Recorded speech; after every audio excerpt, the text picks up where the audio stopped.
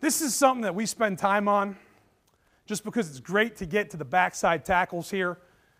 When you step inside, your number one responsibility is if you get any A or B gap run through to work in combination with the center. So we end up getting the backer and B gap, tackles stepping inside, backside to take that player over, get to his inside shoulder and fit him up, and we have our center taking the A gap, replacing for the puller. If you would get this guy an A, now that tackle's got to go and pick up that B gap 3-tech. So that's something that we get a lot of work on. And it's great because it gets them in a mode where they don't get lulled to sleep. I don't know if it's happened to you, but it's happened to me. Backside, I've had tackles literally step inside. So if this is the left tackle and that's his run-through threat, step inside, he's coming, and they're just so conditioned to hinge because how often do you get run-through right now backside? And, I mean, I've literally had guys look at him and leave him. And our rule is if they're attacking downhill, you assume he's a blitzer. But just by working this double plug blitz here into this, it gives you something you can run against it, but it also gets them in a mode. So even if it's just a single guy blitzing backside, he's not coming in your backfield and blowing you up. The problem is when you add counter action, when you add influence, when you add all sorts of stuff that slows down your backfield, you have to be better backside. You have to be able to have an answer for backside run through. So what it gives you is it gives you that opportunity to really work it. And then when you get scout team blitzing, they're going to move faster. You know, if you're telling that kid, hey, run through at the backside tackle and trying to get that worked, it's just easier to have a blitz and get them moving as fast as they can. So it's a great way to work your backside. Front side, why I love it, is usually if they're plugging front side players, this guy's moving. So if he's moving, he's easier to move on the front side of power.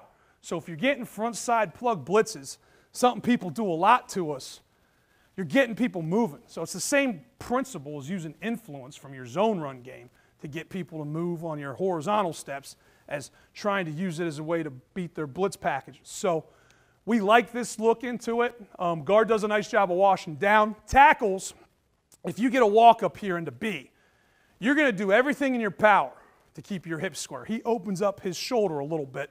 Everything in your power to keep your hips square and not let that color show to whoever our second guy is. So this is our guard, he's our puller. Don't let him get inside of you and get color to knock our puller off of his responsibility. If you get it in A gap, this guy has to have awareness. Anytime we're running power, if this guy runs through A gap, it is the tackle's responsibility to take the guard's body and put it into A gap. So that guard has to have awareness to feet coming into A gap, obviously. If I'm the right tackle, there's our 3 technique, and we get that backer walking up and showing feet to A. It's not going to do you any good to have him go impact that 3 technique. We want him impacting the guard and yelling bump or whatever your call is to get the guard's body into A gap and prevent us from letting A gap run through. Where the problem occurs with that is that's the all or nothing approach. If you start getting people seeing you do that, they're going to start walking linebackers up. So if I'm that A-gap linebacker, and that's my 3 technique, we're running power this way, and you start having tackles just go and hit that guard as hard as you can, I'm going to walk him up right here, not blitz him, and then your 2 guys come in, and he's just going to scrape over top and cause all sorts of havoc.